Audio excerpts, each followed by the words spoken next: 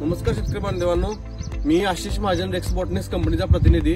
तर आज आपण आलेलो आहे टाकोड या गावामध्ये, तालुका शिरोळ, जिल्हा कोल्हापूर। तर आज आपण महादेव पाटील यांच्या उडदाच्या प्लॉट मध्ये आलेलो आहे।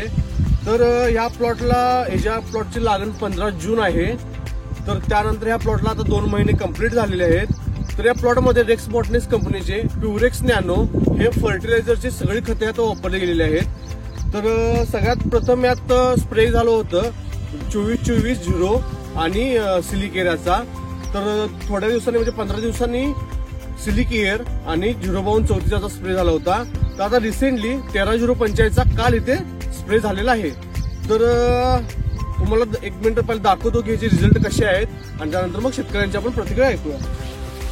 तर शेतकरी बांधवांनो, तुम्ही इथे बघू शकताय उडदाच्या अत्यंत चांगल्या पद्धतीने इथे रिझल्ट दिसतात। फुलकळी पण आणि सेटिंग पण चांगली झालेली आहे। तर आपण शेतकऱ्यांना विचारूया की त्यांना याचा रिपोर्ट कसा वाटला, रिझल्ट कसा वाटला। तुम्ही आता रेग्युलर खत वापरतात चिलिटेड मध्ये, तुम्ही ह्या नॅनो मध्ये वापरा, तुम्हाला काय काय फरक वाटला? चांगला फरक, रिपोर्ट कसा, रिझल्ट कसा वाटला? रिझल्ट चांगला आहे ना? दुसऱ्या शेतकऱ्यांना वापरायला काय हरकत आहे? काय हरकत नाही।